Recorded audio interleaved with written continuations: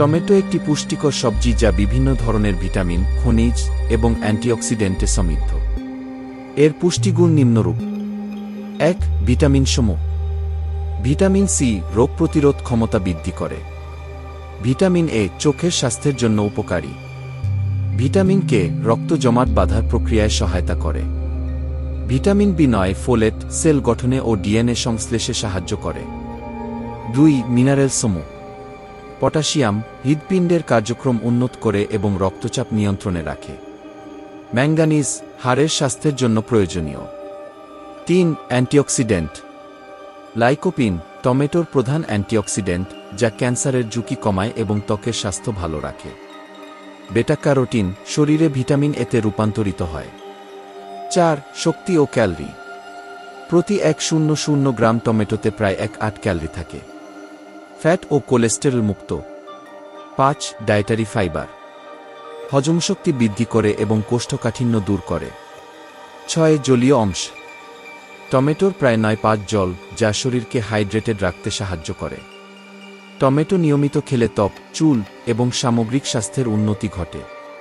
Tomato সাধারণত স্বাস্থ্যকর একটি খাবার হলেও অতিরিক্ত বা অনিয়মিতভাবে গ্রহণ করলে কিছু অপকারিতা হতে পারে। সেগুলো হল: ১. অ্যাসিডিটি বা গ্যাস্ট্রিকের সমস্যা। টমেটোতে প্রচুর পরিমাণে সাইট্রিক এবং মালিক অ্যাসিড থাকে যা অতিরিক্ত খেলে অ্যাসিডিটির সমস্যা বাড়াতে পারে। গ্যাস্ট্রিক বা আলসারের রোগীদের জন্য বেশি টমেটো খাওয়া ক্ষতিকর হতে পারে। ২. অ্যালার্জি। কিছু মানুষের টমেটোর প্রোটিনের প্রতি সংবেদনশীলতা থাকতে পারে যা ত্বকে ফুসকুড়ি, চুলকানি বা অ্যালার্জি সৃষ্টি করতে পারে। ৩. কিডনির সমস্যা। টমেটোতে অক্সালেট এবং পটাশিয়ামের পরিমাণ বেশি। কিডনিতে পাথর রয়েছে এমন রোগীদের জন্য টমেটো বেশি খাওয়া ঝুঁকিপূর্ণ হতে পারে। ৪. ডায়রিয়া। কাঁচা বা অপরিপক্ক টমেটো অতিরিক্ত খেলে ডায়রিয়ার ঝুঁকি বেড়ে যেতে পারে। ৫. ব্লাড সুগারের উপর প্রভাব।